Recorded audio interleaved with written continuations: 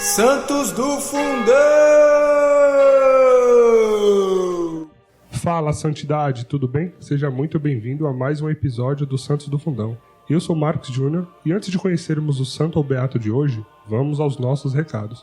Nós contamos com seu apoio em compartilhar e divulgar esse episódio, apresentar ele para os seus amigos e fazer com que esse conteúdo chegue a mais pessoas, Como já dizia São Francisco de Assis, evangelize a todo momento e, se necessário, use podcast. Eu acho que era isso que ele falou, As palavras dele mais ou menos isso. Mais ou menos, E a gente quer ouvir também o seu comentário, o seu feedback sobre tudo isso que a gente tem feito aqui. Então não deixe de compartilhar sua opinião com a gente nas redes sociais, por e-mail, sobre o que você está gostando ou o que a gente pode melhorar para que a gente possa fazer cada vez mais um conteúdo melhor para vocês, tá? Então acesse o nosso Instagram, @sopelamisericórdia, ou na descrição do episódio tem todos os nossos contatos e você vai ter diversos meios para entrar em contato com a gente, tá bom? Então vamos lá para o episódio.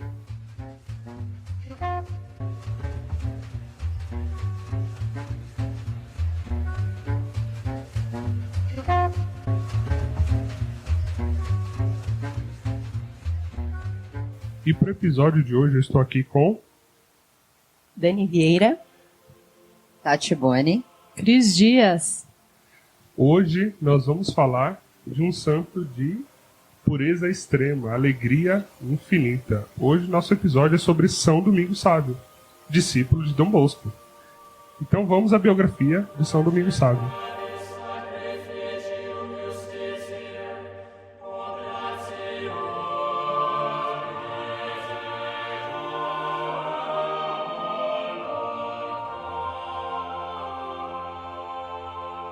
Domingos Sávio nasceu em 2 de abril de 1842, num vilarejo chamado Riva, na Itália. Filho de ferreiro e uma costureira, Sr. Carlos Sávio e Brígida, viveu uma vida simples economicamente, mas rica em virtudes. Recebeu a primeira comunhão aos 7 anos, na época o comum era aos 12. Aos 12 anos de idade, São Domingos Sávio encontrou com São João Bosco e tornou-se seu aluno. Em 8 de dezembro de 1854, depois que o Papa Pio IX proclamou o dogma da Imaculada Conceição, Domingos Sávio se consagra a Maria. Em 1856, desejoso por salvar almas, ele fundou a Companhia de Maria Imaculada. Faleceu com 15 anos, vítima de tuberculose, no dia 9 de março de 1857. Domingos Sávio foi beatificado em 1950 e canonizado em 12 de junho de 1954 pelo Papa Pio XII.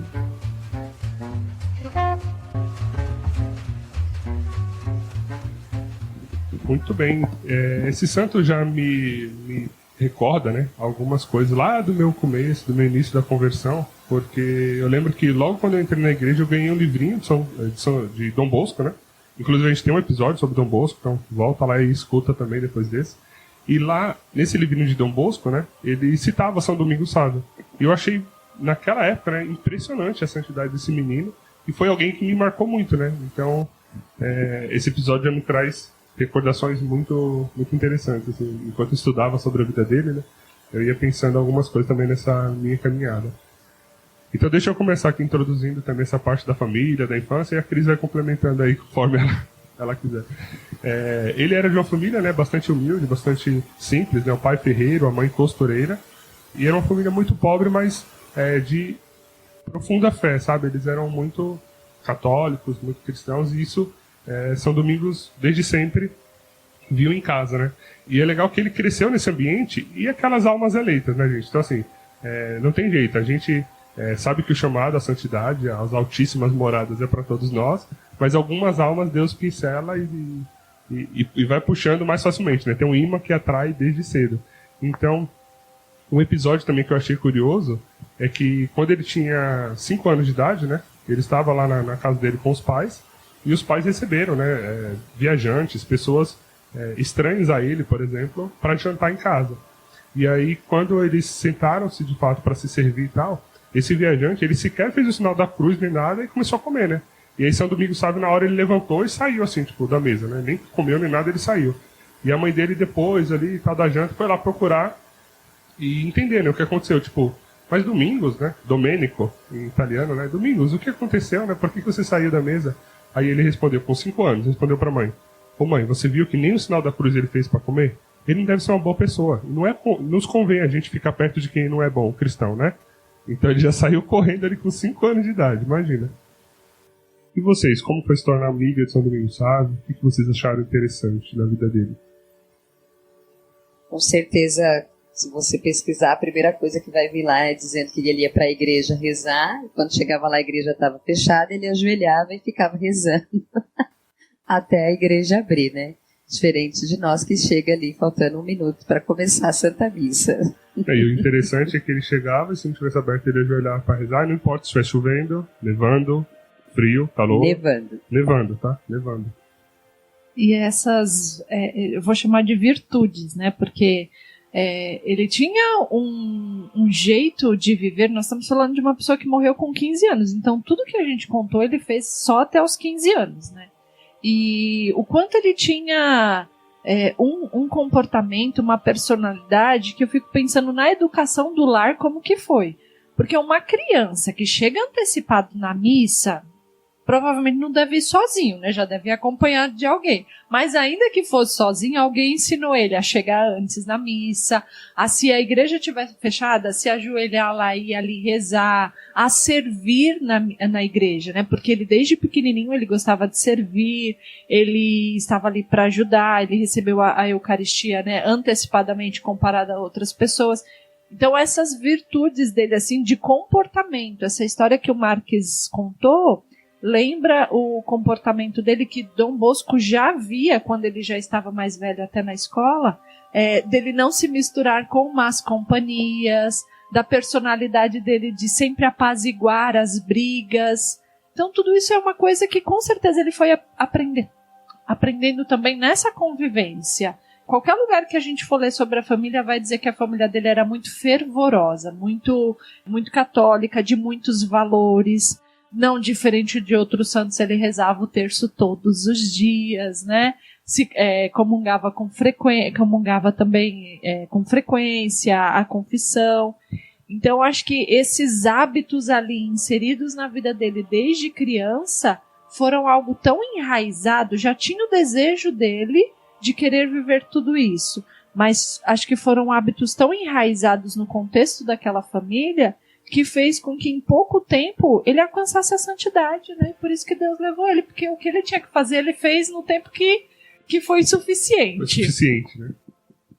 Eu também tenho essa mesma percepção, né? E venho fazendo essa reflexão, né? Da importância da educação familiar, né? Tão diferente nos dias de hoje, né? Porque eu tenho estudado também bastante sobre educação. E assim, a história de São Domingo, ela vem realmente assim, trazer um novo olhar para a educação de hoje, né? Porque quando se fala de educação hoje, qual é o objetivo? É você formar o seu filho para que ele seja um bom profissional. Que ele seja médico, que ele seja um advogado, para que ele tenha uma boa carreira. E antigamente não, né? As pessoas tinham a convicção de que a educação, ela servia para formar um bom ser humano, um bom homem, uma boa mulher. Caráter, e a educação, né? No lar, né, Dani? Exatamente. E assim, a preocupação da educação era algo além desta vida. Em primeiro lugar, eu preciso formar o caráter e eu vou educar essa criança para que ele chegue ao céu, para que ele seja um servo de Deus. Então, eu também pensei muito sobre isso, né, da importância da gente rever esse conceito de educação que nos foi imposto, né, nas últimas décadas por aí, e a gente tem sido levado com a maré, né? Que quando a gente tem um filho, a gente pensa primeiro nas nossas condições financeiras e se a gente vai ter condições de pagar uma escola particular para ele ou não. E a gente esquece que assim, o primeiro contato será conosco. Assim, será que a gente está preparado para acolher e bem educar as crianças para que essa criança seja um indivíduo, que os objetivos dela seja acima desses objetivos terrenos, né, de conquistar as coisas, né, que seja transcendente, a gente tem que falar essa palavra, né, que seja transcendente a esta terra. Então eu fico pensando mesmo, como deve ter sido essa educação familiar para forjar esse menino desse Sim. jeito, né? E eu vou usar um termo que eu tenho pensado muito, mas que a gente tenha cautela ao ouvi-lo. Porque eu acho que a gente tem terceirizado, né, muitas coisas, a gente terceiriza a educação dos nossos filhos, seja na escola particular, pública e tal. E eu tenho refletido que a gente tem terceirizado, inclusive, a catequese dos nossos filhos, Sim. das nossas crianças. Se você está nos ouvindo, não é pai, não é mãe ainda, mas se você tem sobrinhos, afilhados, irmãos, porque a gente confia ao outro catequizar o nosso filho. E como se a gente tirasse de nós o peso dessa responsabilidade. Mas não, quando a gente vai vendo a vida desses santos, essas virtudes, os valores cristãos, a moral, tudo isso estava muito enraizado no contexto daquela família. Então, se hoje sim, meu filho precisa, minha criança precisa ir à catequese, mas isso não me tira a responsabilidade de eu ser o primeiro catequista na minha casa. Independente de quem eu seja, irmã, mãe, tia, não importa. Mas eu sou o primeiro catequista dessa criança. E estudando a vida de São Domingos Sávio, isso para mim ficou muito forte, assim. Foi uma das coisas que me marcou. Por falar aí, né, em catequese e tal, primeira comunhão, até como a Cris citou, na época, a comunhão, né, a primeira comunhão era dada aos 12 anos, né? E ele, então, fez a sua primeira comunhão aos 7, que ele já estava pronto, né? Ele estava catequizado, já estava ok, e o pároco ali. Eu não tenho dúvida disso, estava prontíssimo. Acho que ele já nasceu pronto. Já, né? Falou que ele tinha até decorado o catecismo resumido, né? Não sei, o Catecismo menor. Isso. Não aquele catecismo. Ele decorou todo o catecismo menorzinho lá e. Isso. Até porque, assim, nós temos alguns catecismos ao longo da história da igreja, né? O amarelão, que é o que a gente conhece, que a gente tem em casa, é o último, né? De São João Paulo. Mas o que me chamou a atenção é que, ao fazer a primeira comunhão, ele saiu dessa primeira comunhão e ele escreveu 4 propósitos para a vida dele. Escuta isso aí, gente. Ao comungar, ele foi lá e colocou: bom, vamos listar aqui o que é o meu fio mestre guia aqui para o céu. Meu né? projeto de vida. Então, qual foi o primeiro propósito dele? Se confessar com frequência e comungar sempre que o meu confessor permitir, com a maior frequência possível. Segundo propósito, santificar os dias de preceitos, dia de festa, né? Domingos e as festas litúrgicas da igreja. Santificar. Né? É santificar, né? Não é comparecer à missa, é santificar. Santificar. O terceiro propósito dele é ser amigo de Jesus e Maria. E o quarto propósito, que é o lema da vida dele, que é: antes morrer do que pecar.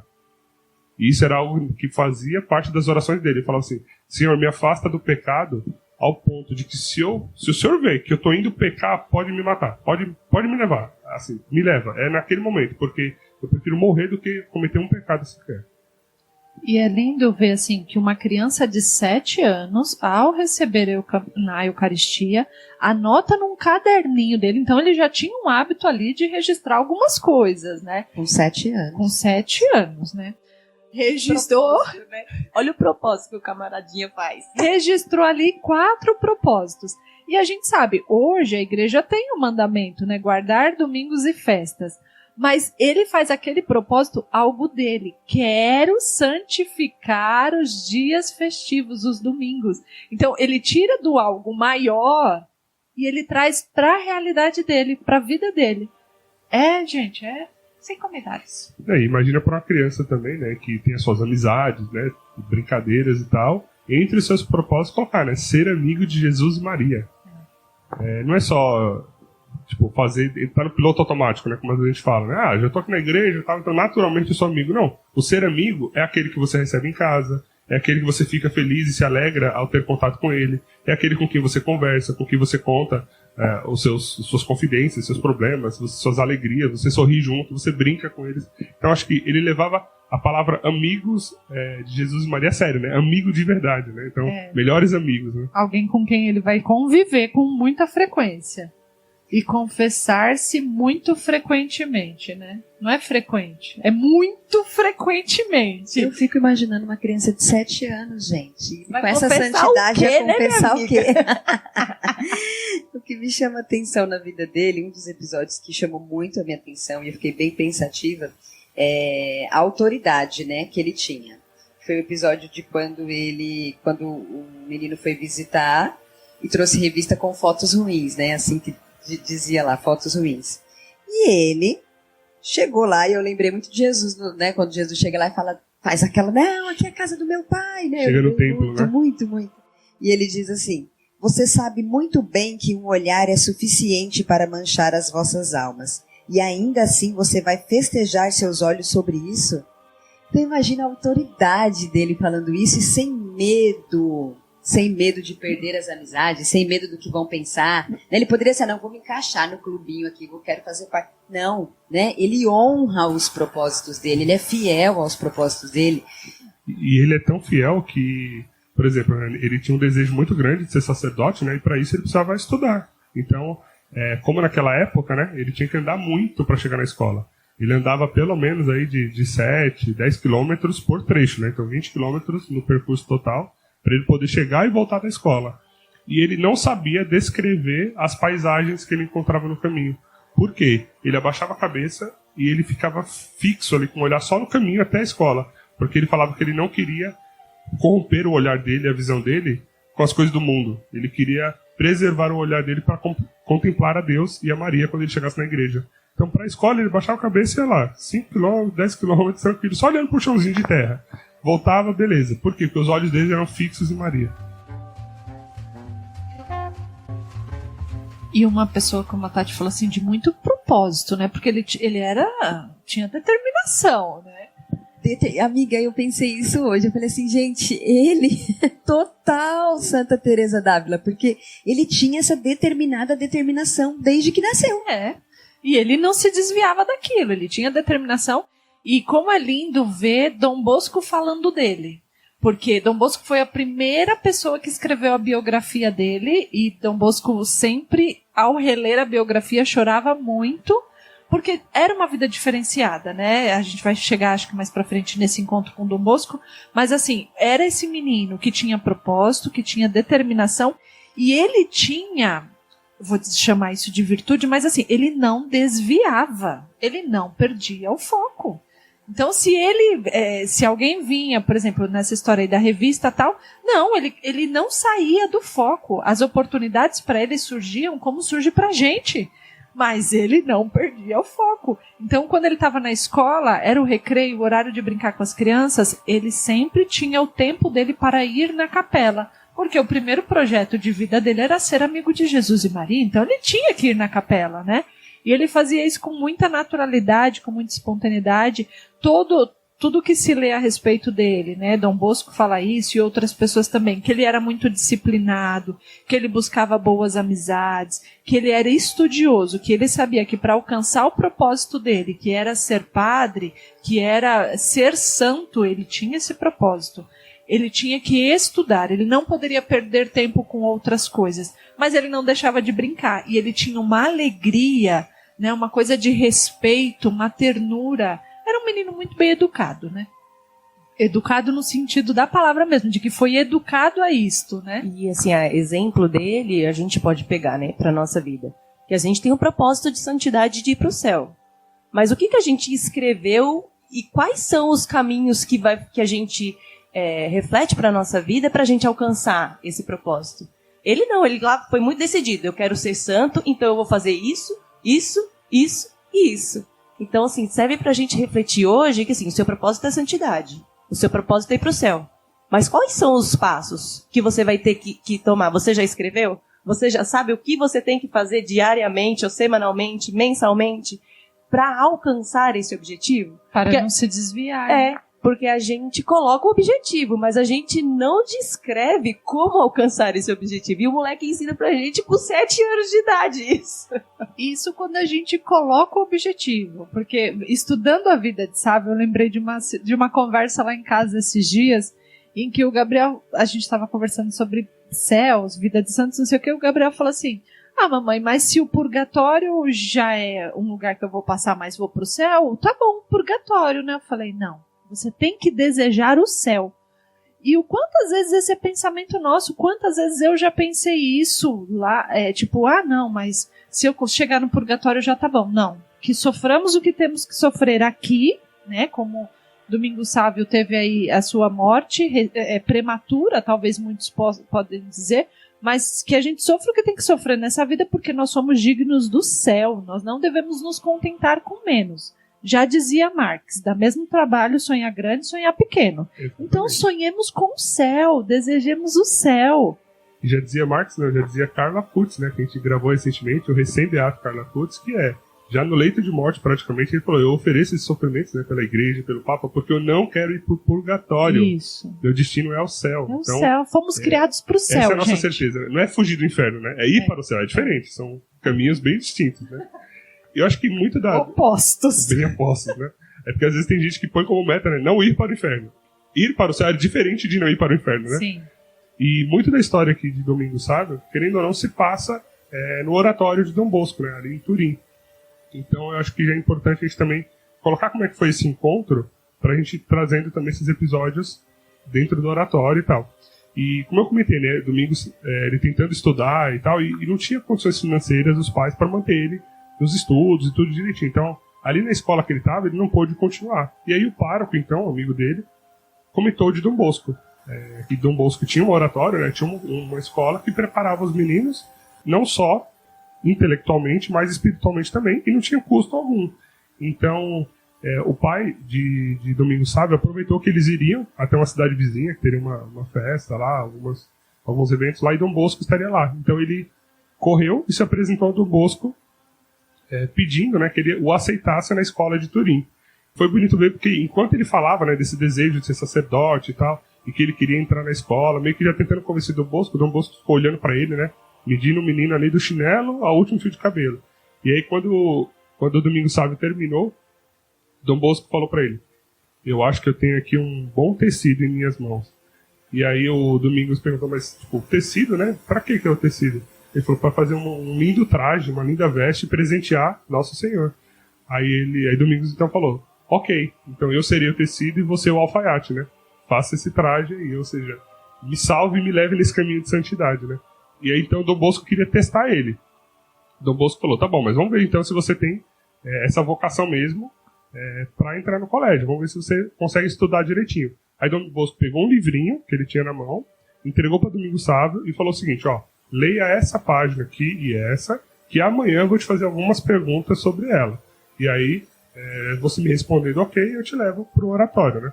Então Domingos Sábio saiu com o livrinho, e aí, 8 minutos depois ele volta correndo e fala, pode me perguntar já sei tudo, tranquilo. Inclusive eu já decorei todo o texto, eu posso narrar ele todo para você, você pode perguntar o que você quiser. E aí ele narra o texto todo para Dom Bosco, e mais do que isso, né, Dom Bosco fala que assim, ele tinha compreendido o sentido do texto, né? Não foi só decorar as palavras e a ordem que elas estavam escritas. Ele compreendeu o sentido do texto, 8 minutos depois. Né? E aí ele, naquele momento, então, foi aceito, né? E Dom Bosco levou ele, né? Planejou ali com os pais para levá-lo para Turim, para ficar no oratório.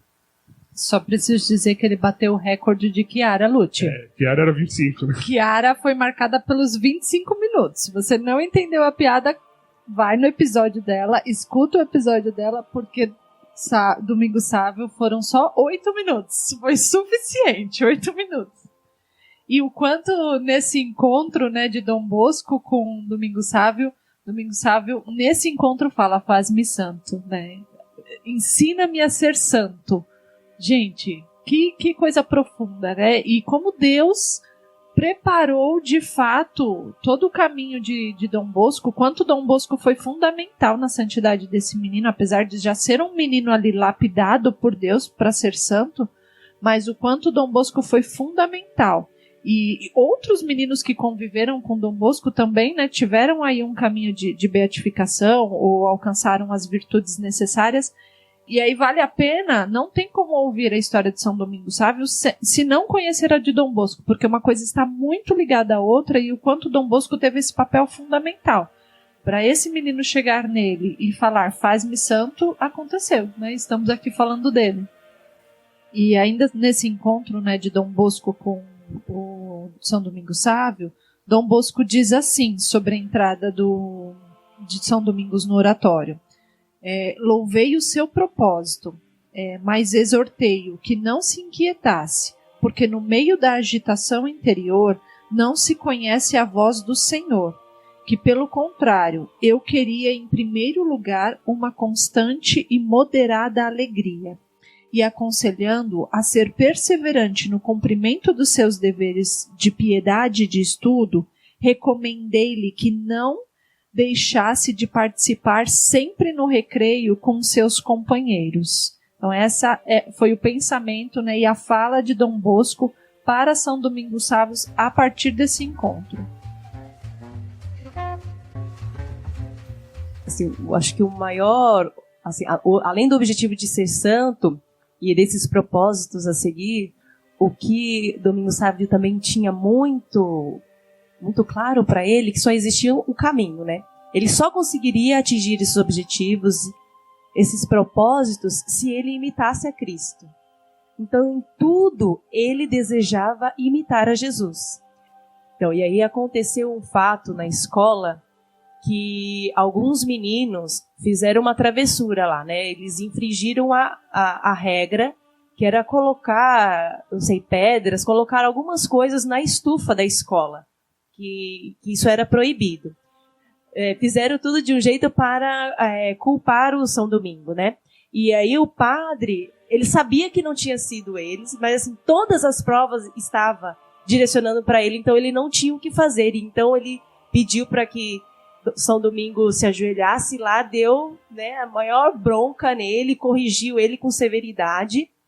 E aí, no dia seguinte, esse padre descobriu a verdade, que não tinha sido São Domingos. E aí ele falou assim, mas por que você não falou? Você aceitou em silêncio, né, as acusações, você permitiu que eu te corrigisse dessa maneira, né?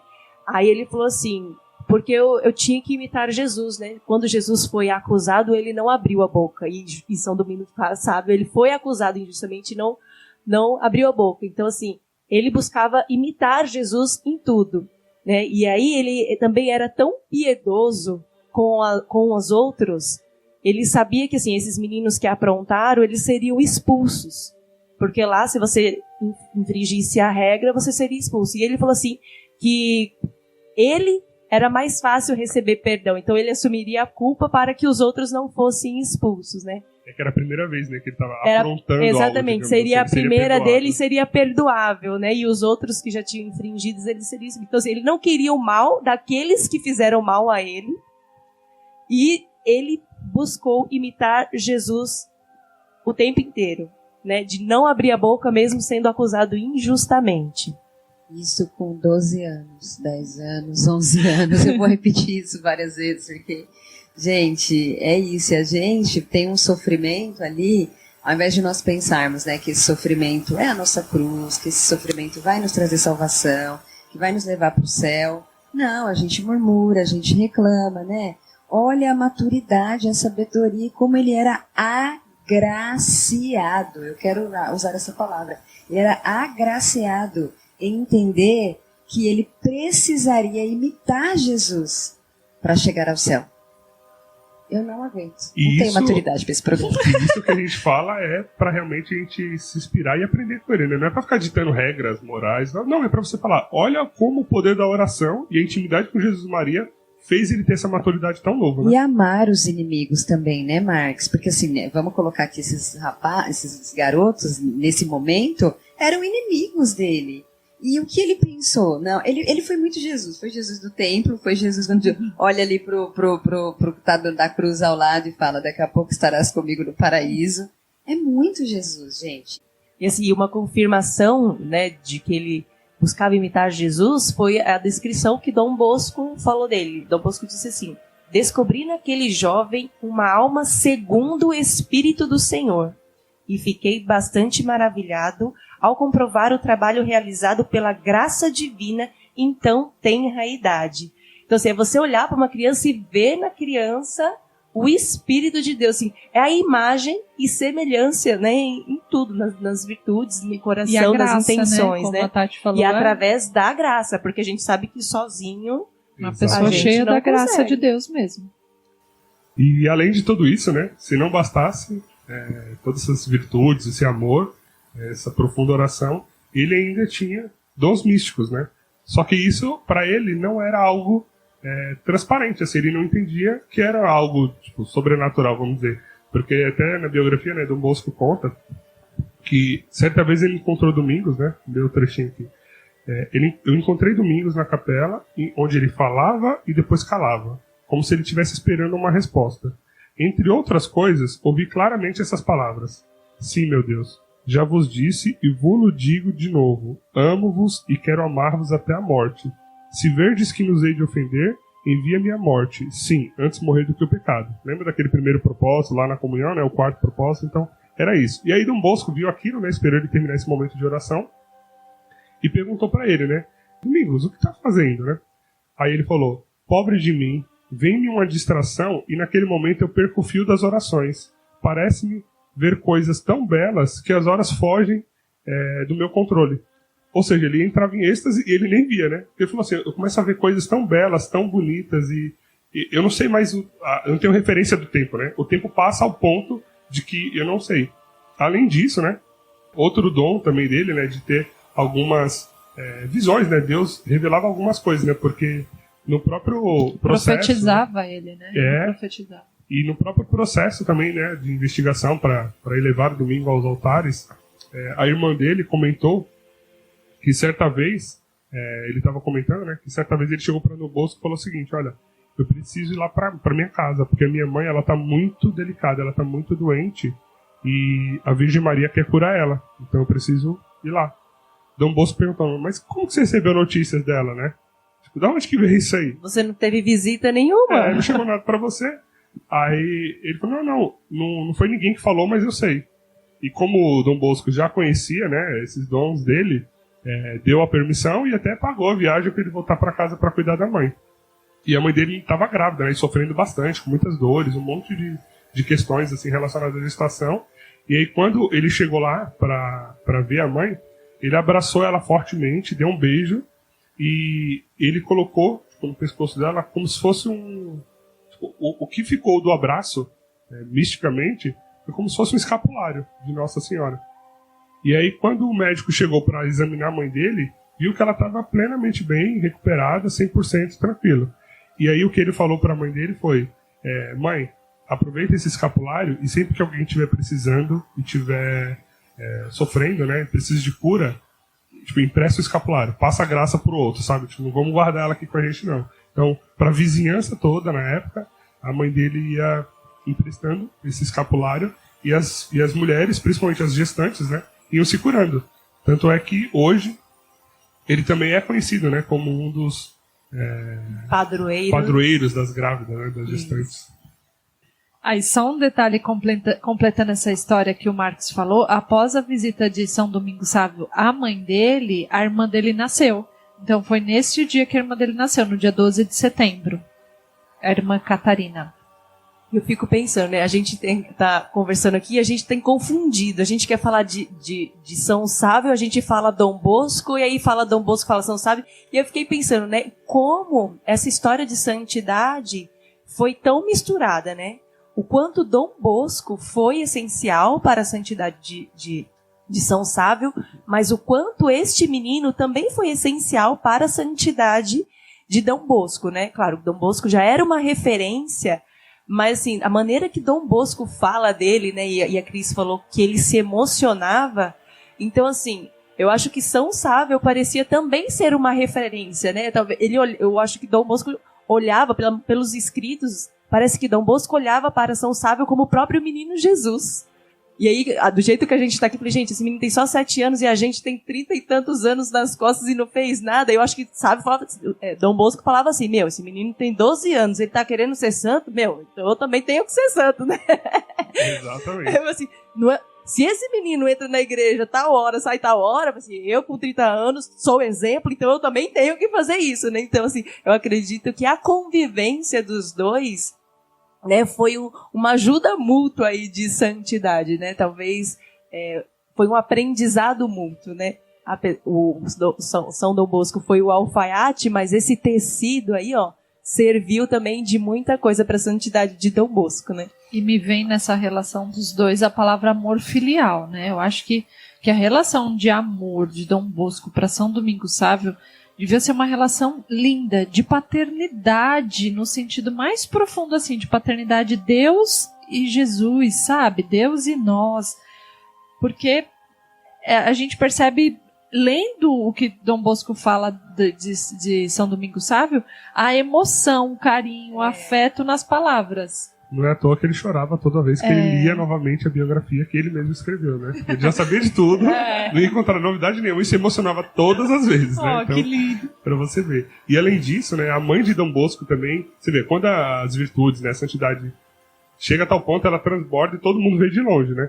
Porque a mãe de Dom Bosco, ela ajudava muito ele no oratório também, né? Era ponta firme ali com as crianças, né? Era uma grande mãe para todos os meninos do oratório. E ela falou para Dom Bosco, né? Olha, você tem muitos jovens bons aqui, mas nenhum supera o belo coração e a bela alma de Domingos Sávio. E ela explicou. Eu sempre vejo ele rezando, ele fica na missa, ele fica depois da missa, né? Enquanto os outros saem, ele continua. Ele dá uma passadinha na hora do intervalo, do recreio lá das crianças, ele dá uma passadinha na capela para rezar. E na igreja, ele sempre tá como se fosse um anjo que mora no paraíso. Era a visão que ela tinha dele, enquanto ele estava ali, sabe, se comportando direitinho para ouvir a homilia, para participar da missa e para rezar. Né? Que mãe, né, gente? Que mãe. Eu só falou que ela tem toda essa percepção, então ela é alguém que estava atenta, via todos os movimentos desse menino abençoado, e ainda fala de uma forma assim, é um anjo no paraíso, né? Que lindo. Ele não só entendeu a missão, ele não fazia as coisas por obrigação, né? Ele entendeu a missão, abraçou e amava. Né? Antes dele entrar no oratório, ele comungava, disse que ele comungava uma vez por semana.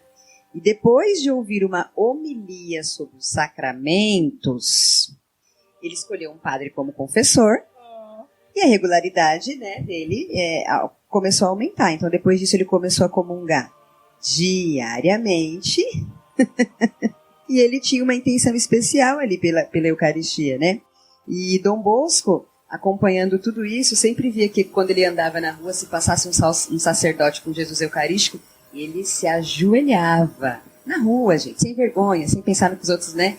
Vão falar divino, ele não se importava com isso. Ele amava verdadeiramente aquilo ali, né? Então ele compreendeu o sentido, e não só compreendeu, mas ele abraçou a causa, porque ele amou, né? Ele amava Jesus a tal ponto de, olha, minha meta é o céu, eu preciso disso, mas isso não é uma obrigação. Eu amo fazer isso. Né? É o que a gente aprendeu muito lá com o... Isso, Carla Kutz. Gente, esse menininho tá, né? Do babado Carla Kutz. Já devem ter ouvido o episódio sobre ele. Sobre o que a Tati falou, não tem como eu não deixar de relacionar com o tempo que a gente está vivendo, né? A gente ainda está vivendo aí nesse momento de pandemia, onde algumas igrejas espalhadas aí pelo nosso Brasil permanecem fechadas, e para você que nos ouve até fora do Brasil, olha que chique, né? Que a gente tem ouvintes em outros países, de repente a igreja é fechada, mas Jesus permanece lá dentro, né? Jesus Eucarístico permanece lá. Então, qual é a nossa força de sairmos de casa e ajoelharmos ali na porta daquela igreja e falar com Jesus? Nós tivemos tempos em nossa diocese em que todas as igrejas estavam fechadas no início, né, da pandemia. Graças a Deus, hoje nós vemos uma outra realidade das igrejas abertas, ainda assim com muita dificuldade dos fiéis retornarem. Mas, diante de uma igreja fechada, vá até lá. Apesar da porta estar fechada, Jesus está ali. Então, que o nosso encontro, né, que São Domingos Sávio, possa interceder por nós, por esse desejo ardente de estar com Jesus. Um outro ponto também da história, da vida dele, né? Numa das homilias de Dom Bosco, enquanto ele falava de santidade e tal, aquilo encheu os olhos e fez com que Sávio realmente se encantasse ainda mais, né? Pela vida eterna, pela santidade e tal. E aí depois ele foi falar com Dom Bosco, e ele falou para Dom Bosco, né? Tipo, Dom Bosco, me salva. E Dom Bosco falou para ele que ele só se salvaria se ele salvasse os outros. Então a preocupação dele tinha que ser salvar os outros. E salvando os outros, ele teria que se salvar, né? Porque como é que você vai salvar alguém se você não for santo, né? Se você não for um instrumento de fato nas mãos de Deus, né? E aí foi quando, um pouco antes, a igreja tinha acabado de proclamar o dogma de Maria Imaculada. Ele já tinha esse profundo amor e devoção por Maria. Aí viu um dogma ser proclamado na igreja, colocando Maria como Imaculada. Então ele fundou a Companhia de Maria Imaculada. E para que era essa companhia? O objetivo dela. Ele então reuniu alguns jovens, alguns meninos ali, né? Então eles, primeiro, tinham que receber muito bem todos os jovens que estavam entrando no oratório. Então eles tinham que ser essa acolhida desses jovens. Eles tinham que ficar muito atentos e muito próximos, tomando conta dos jovens mais bagunceiros, para que eles colocassem os caras na linha. E eles tinham que obedecer às regras e seguir fielmente ali o que eram as regras do lugar, né? E é muito bonito ver, porque muitos jovens dessa companhia de Maria Imaculada dentro do oratório são jovens que hoje estão em processo de beatificação, foram jovens que sucederam, né, nos cuidados dos oratórios depois que Dom Bosco veio a morrer, aí teve um outro responsável, e a coisa foi caminhando, e alguns desses jovens foram os que tomaram conta da obra de Dom Bosco, né? E entre essas coisas estava lá Sávio como o fundador, isso com 12, 13 anos, né, fundador da Companhia de Maria Imaculada, dando exemplo para todos os meninos e mostrando como tinha que fazer, né? Então, por exemplo, certa vez os meninos lá iam brigar e ele já estava com pedra na mão para bater um no outro e tal, e ele entrou correndo no meio com Jesus numa cruz, né? Jesus crucificado ali segurando o crucifixo. Ele entrou no meio e falou, tipo, virou para um e falou: você tá maluco? Como você vai jogar pedra no seu amigo? Olha isso aqui, ó. Jesus, ele morreu por nós, ele foi acusado injustamente, ele perdoou os inimigos dele. Aí virou pro outro: e você, por que você não vai perdoar ele também? Tá vendo que Jesus, ele perdoou todo mundo que mandou ele pra cruz, ele perdoou. Por que vocês são amigos, não podem perdoar um ao outro, né? E aí, na hora, os meninos entenderam o recado, né? Baixaram a guarda, sovaram as pedras, deram um abraço e beleza, vida que segue, né? Então, pra você ver realmente como ele era esse exemplo para os jovens ali do oratório, né? Eu preciso dizer assim, da sabedoria de Dom Bosco. Porque Dom Bosco, imagino eu, tá, gente? Não li isso em algum lugar, mas Dom Bosco já devia olhar para aquele menino e falar assim: meu, esse cara santo é diferenciado aqui, né? Esse cara já tá em outro nível, já tá nas moradas mais, né, avançadas aí. E aí, ele tem a sabedoria de fazer com que Domingos Sávio não se santifique sozinho, mas ele consegue, a partir disso, quando o Domingos Sávio fala, né, quero ser santo, me ensina tal, o que ele fala? Você não pode ser santo sozinho. Então, de alguma forma, o comportamento de Sávio acaba sendo positivo para o restante da galera. Porque se Dom Bosco falasse, não, você está no caminho, é isso mesmo. Vai, que a santidade é uma luta diária, sozinho, e você está lá. Fica aí ele no iria seu quarto, sozinho. só rezando. Isso, ele iria sozinho. Mas não, o comportamento de Dom Bosco é exatamente ao contrário, de dizer para Sávio e ensinar Sávio que sim, ele tem que conviver com aquelas crianças, que ele tem que estar ali, que ele tem que participar do recreio, que ele tem que brincar, e que o desejo de santidade não pode ser só dele, mas que ele tem que levar os outros juntos. Olha que sabedoria genial! E ele ficava realmente atento para educá-lo em tudo, né? Porque, entre outras coisas, né, Domingos Sávio, ele se colocava uma série de penitências, assim, de sofrimentos, porque ele falava que, assim, ele falou assim, dado que Jesus sofreu muito por nós, não tem problema se eu sofrer um pouquinho por ele também, né? Mas assim, um pouquinho é as coisas que ele fazia, a gente sabe que pouquinho é esse, né? Mas entre outras coisas, o que ele fazia, por exemplo, né, na Itália, aquele inverno muito rigoroso e frio, né? Então nos dias mais frios do ano, ele dormia com um lençolzinho bem fininho. Ele passa a noite inteira frio, praticamente não dormir, oferecendo esse sacrifício por Jesus, né? Pelo sofrimento de Jesus. E aí Dom Bosco, sabendo dessas coisas, falava pra ele, né? Falava, sabe, tipo, a nossa vida já é de cruz, sabe? Já vai ter um monte de sofrimento, amiguinho. Você não precisa se colocar além daqueles, né? E ele imaginando, tipo, tentando convencer do Bosco. Não, do Bosco, mas pô, só um friozinho, né? Tranquilo. Tipo, só porque Jesus sofreu muito. Eu tô tentando reparar um pouco do sofrimento dele, né? E Dom Bosco, né? Nesse mestre espiritual dele, né? Nesse diretor espiritual, ele falava, né? Mas sabe, olha, a gente vai passar por muita coisa nessa vida, muitos sofrimentos. Viva todos os sofrimentos com alegria. Mas os que Deus te mandar, não precisa buscar uns além desses, né? Bom, acho que aqui no Brasil a gente pode fazer o contrário, né? Como a gente tá com uns calor de 40 graus, a gente dorme com um cobertor bem peludo.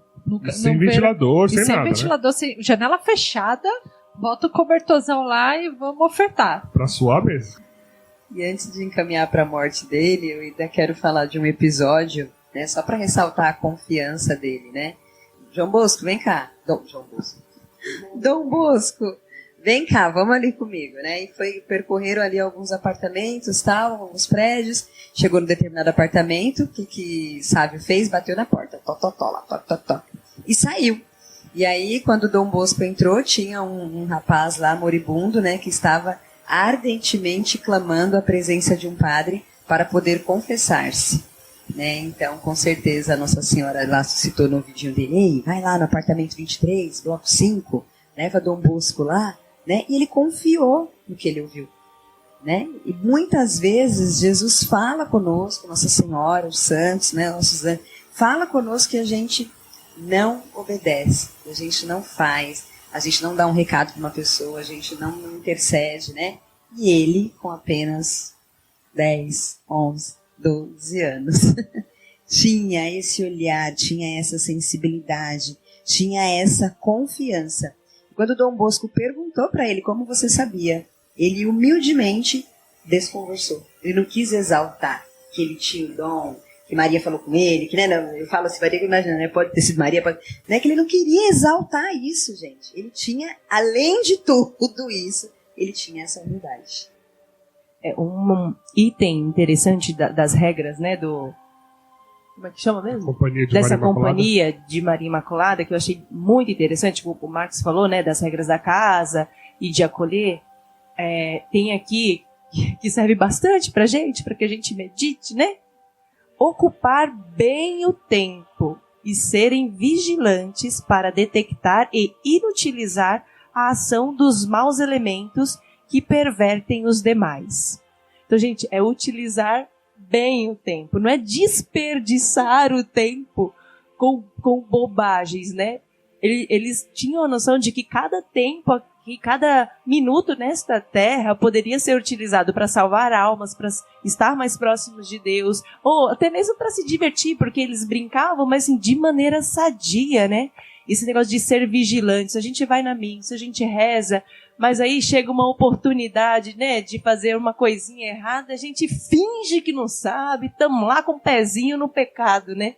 E olha só, é você ser vigilante e ocupar-se com coisas, né, que não é muito difícil, porque ele mostra que na alegria dele, para ser de Deus, não precisa ser triste, né? Você não precisa abrir mão de momentos alegres, não precisa abrir mão dos amigos, mas viver de maneira saudável, né?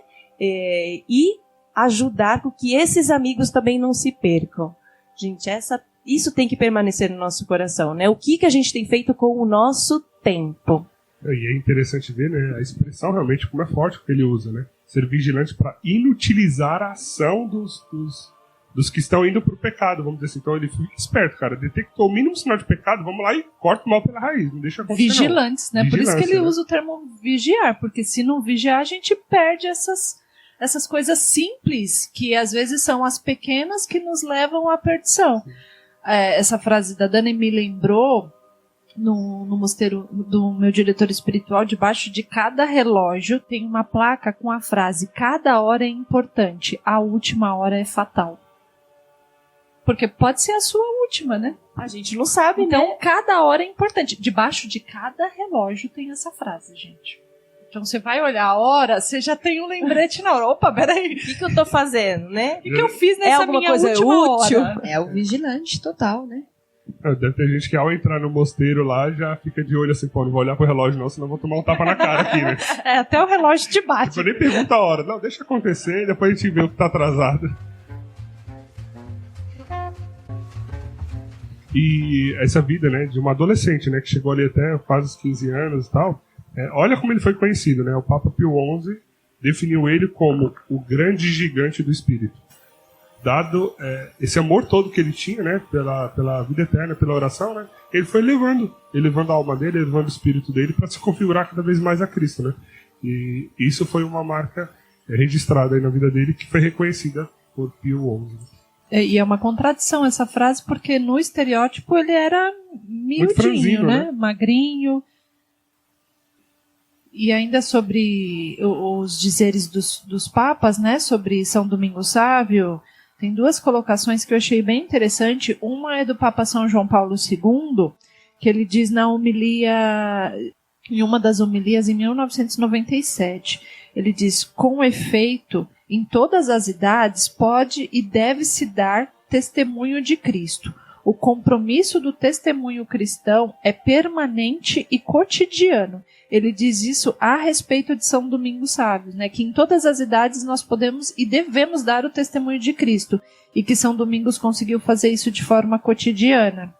E recentemente, na exortação apostólica Cristo Vive, Papa Francisco faz uma referência a São Domingos Sávio. Acho que esse documento é bem recente, não vou me lembrar o ano, mas acho que 2019 talvez. O primeiro adolescente não mártir a ser declarado santo. É um exemplo de como a santidade pode ser vivida no cotidiano. Essa exortação apostólica Cristo Vive, ela é bem interessante, inclusive, para os jovens lerem também, porque fala dessa santidade na juventude. E o Papa Francisco usa São Domingos como um dos modelos a ser jovem. E ele foi o primeiro santo não mártir, né? E aí eu faço referencial um dos podcasts que a gente gravou, um dos primeiros dos Joselito Sanches. Se você não ouviu, acho que também é uma história bem marcante, mas foi um mártir, né? No caso do São Domingos, não. O Papa Francisco ainda fala assim a respeito desse jovem, né? Domingos Sábio. Constituem magníficos reflexos de Cristo jovem, que resplandecem para nos estimular e tirar fora da sonolência. Seu exemplo mostra do que os jovens são capazes quando se abrem ao encontro de Cristo. Bem, pegando isso que você falou, né, a respeito de ser santo, sendo jovem no cotidiano e tal, São Domingos Sábio ele já nos deixa, né, a fórmula dele da santidade, que é uma frase dele, né? Ser santo é cumprir bem os seus deveres e ser alegre. Então, se você cumpre muito bem os seus deveres e é uma pessoa alegre, você está no caminho de santidade, né?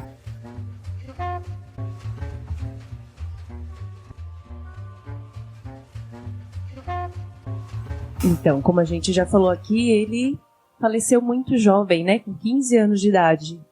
Então, a gente deu uma pincelada de tudo que ele fez, né, nessa curta vida, e agora encaminhando então assim para os seus dias finais, né? Como o Marcos falou, ele tinha esses dons místicos, e ele também, assim como o Carlos Acuti, ele também sentia que os seus dias estavam próximos.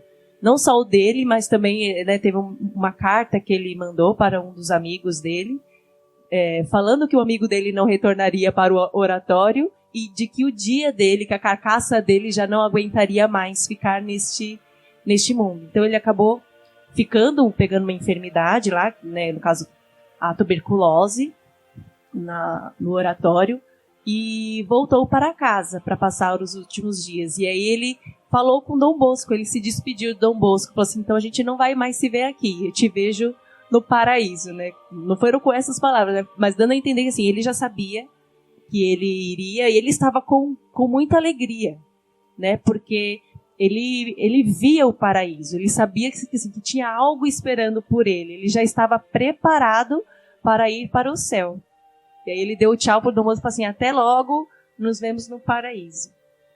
Então ele estava em casa, né, como a Dani colocou, ele foi se tentar, né, se recuperar em casa, mas já sabendo que ali era o caminho dele, né? Que a vitória era certa. A vitória era certa. Tinha combatido o bom combate. Exatamente. E aí ele, então, já na sua hora fatal, né, no relógio ali do mosteiro, então já nos seus últimos minutos de vida ali, ele se despede dos pais que estavam ali no quarto dele, né, recebeu os últimos sacramentos do sacerdote, um padre da vizinhança lá, os pais chamaram, então ele recebeu os últimos sacramentos, se despediu dos pais e só falou, né?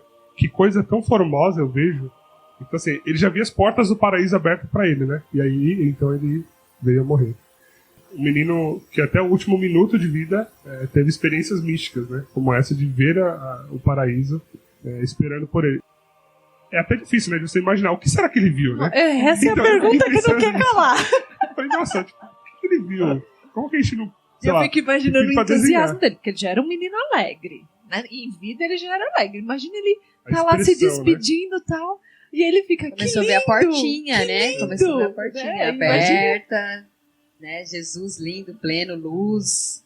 E aí, Maria só jogando um terço pra ele assim, né? Ó, segura aqui bolinha por bolinha que eu te puxo. Pode vir, tranquilo.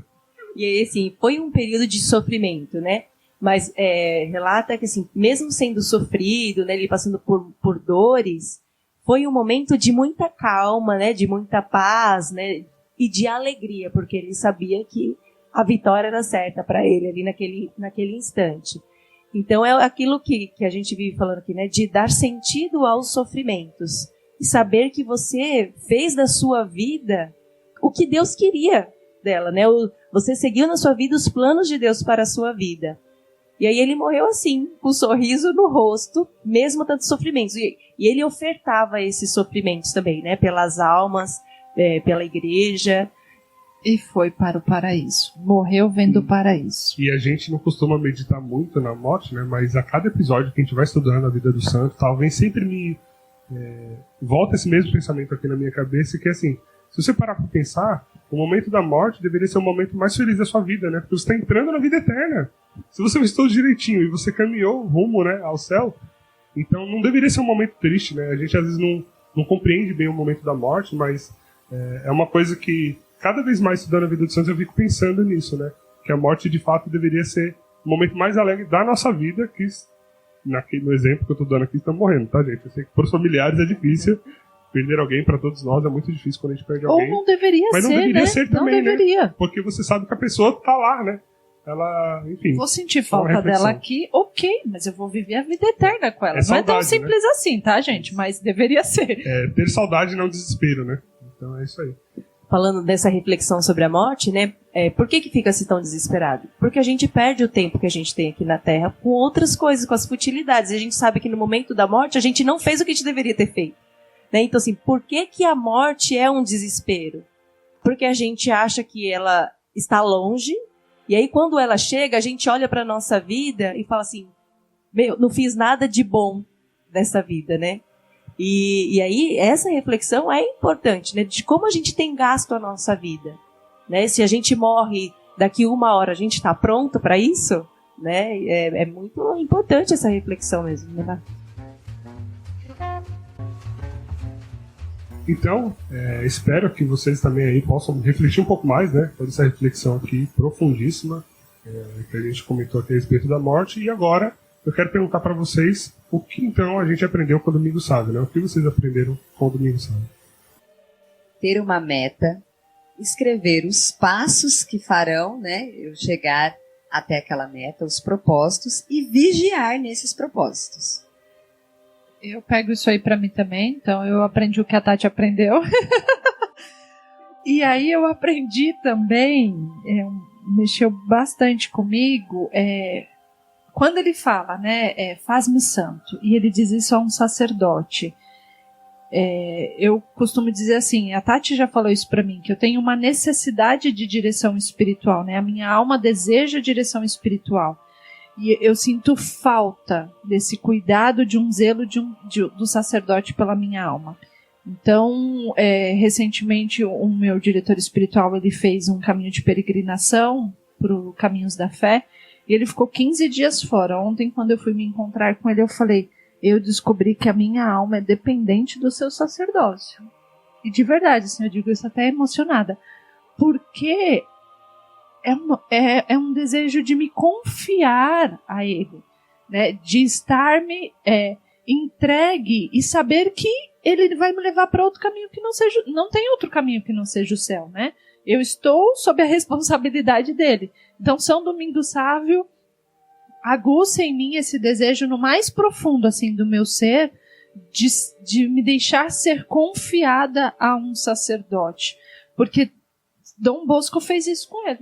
Né, Dom Bosco conseguiu fazer com que ele fosse santo e seguindo, né, isso que a Tati aprendeu, tendo esse propósito, essa meta de não me desviar disso. Não é um caminho fácil, né? Por isso que eu sou amante da misericórdia, porque não é um caminho fácil, eu sei das minhas misérias, mas poder confiar a minha vida a alguém, a minha meta a alguém.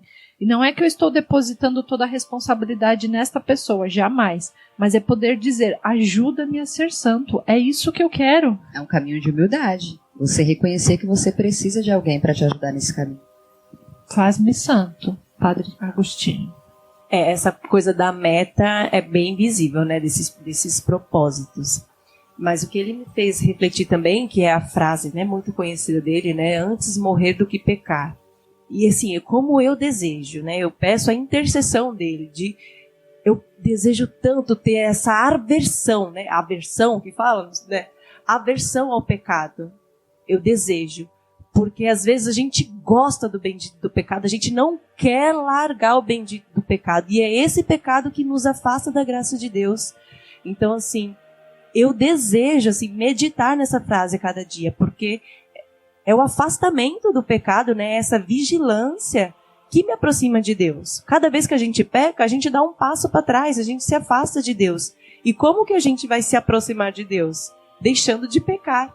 Então, assim, eu desejo, né, no fundo da minha alma, seguir os passos de São Domingos Sávio nessa aversão ao pecado, que eu deseje morrer antes de ofender a Deus, né? E uma coisa também que eu venho pensando há algum tempo, e São Domingo veio confirmar, é a questão dos sacrifícios, né?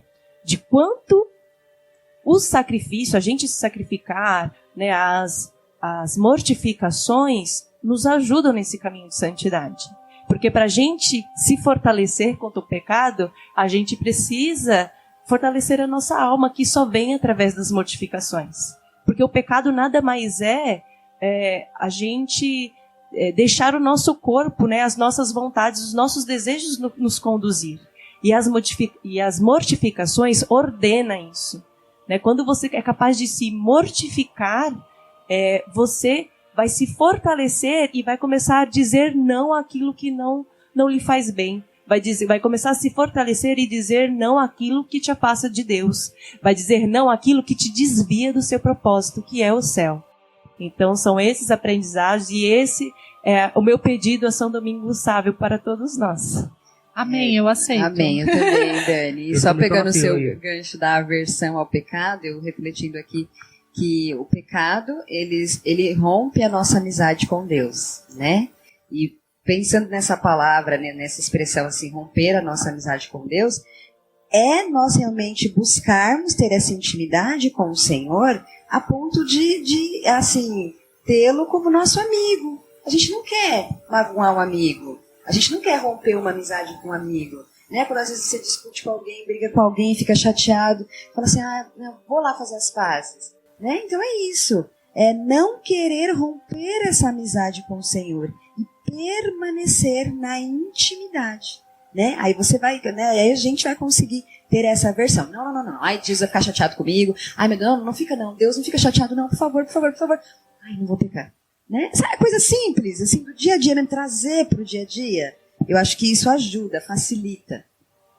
Pô, eu pego, então, é bom ficar por último, porque eu sempre pego todos esses aprendizados todos para mim também, então eu já coloco na minha sacolinha aqui. E o que eu incluiria é que, vendo, né, a história de Domingos Sávio e essa relação dele com Dom Bosco, eu aprendi, assim como Dom Bosco falou para ele, que para você se salvar e ser santo, você tem que salvar alguém. Então, você tem que se preocupar com as outras almas, você tem que ter um olhar diferente para o outro, para ver o Cristo que é nele e fazer algo para salvar o outro. Porque se a gente se preocupa só com a gente mesmo, a gente está sendo egoísta. A gente não está realmente com as nossas virtudes plenas em dia para chegar lá no céu. Então a gente tem que começar a olhar mais para o outro.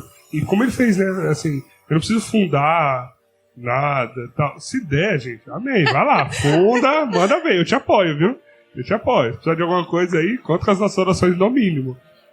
Mas a gente se preocupar bem realmente com o outro, né? Você vê como eles no oratório se preocupavam em vigiar para que o outro não peque. Ele tinha que aniquilar quando o outro fosse pecar, cara. Então, São Domingos Sávio me ensina isso, que eu tenho que ter esse olhar mais misericordioso com o próximo. Eu lembrei da frase de São Francisco de Assis: evangelize, se necessário, funde alguma coisa. É mais ou menos isso, né? É mais ou menos isso que ele disse. Ele falou, evangelize todo o tempo, né? Mas precisar, funde alguma coisa, use podcasts, faça o que você tiver com... Mas evangelize, não perca a oportunidade. Exatamente. Bom, então, nós estamos aqui nos encaminhando para o final, te apresentando, né, mais um jovem santo da nossa igreja, para que você coloque ele no seu hall de amigos, no seu hall de amigos do céu, para que você busque e conheça mais a história dele. A gente vai linkar, né, como a gente tem feito nos últimos episódios, as referências que a gente usou para esse episódio, e entre elas eu vou deixar aqui para vocês também um gibi dos salesianos, que foi feito da história dele. Então é bem legal para que você possa imprimir também e mostrar, né, para o seu filho, para o seu primo, para o seu irmão, para o seu vizinho, para você ler também, onde conta, né, a história de São Domingos Sábio de um jeito bastante divertido e interessante. Então, para a gente ir encaminhando aqui para o final, eu queria que você ficasse com a reflexão de que antes morrer do que pecar. Se São Domingos Sábio nos deixou alguma coisa, ele deixou essa frase: antes morrer do que pecar. Que nós tenhamos aversão ao pecado e clareza nessa meta que é o caminho de santidade até o céu. E ele viveu isso ao extremo, porque no fim ele morreu jovem demais, né? Vai que ele pecaria, então Jesus falou, deixa eu já levar ele. Você acredita que eu pensei nisso também? Né? Assim, por que ele morreu tão jovem? Porque talvez, né, conforme a gente vai crescendo, vai aumentando as tentações também, né, minha gente? Então, assim, como ele pediu, assim, ardentemente, Deus, né, protegeu também, né? Então a gente tem que ter Confiar, muito discernimento no que a gente fala, Exatamente. coragem e ousadia. Não que vai deixar de falar, não é isso, viu, gente? Sigamos a frase dele aí, antes morrer que pecar. E Exatamente. confiança. Até porque, como a Cris até lembrou, né? Sonhar grande, sonhar pequeno dá o mesmo trabalho. Então a gente não vai sonhar com purgatório ou ter uma vida mais... Não, a gente vai sonhar com uma vida perfeita, com uma vida santa, de altíssimas moradas, como Santa Teresa, e com o objetivo de buscar o céu. Amém? Amém. Amém. Então, pra gente encerrar, a vida de santidade é só... Pela misericórdia!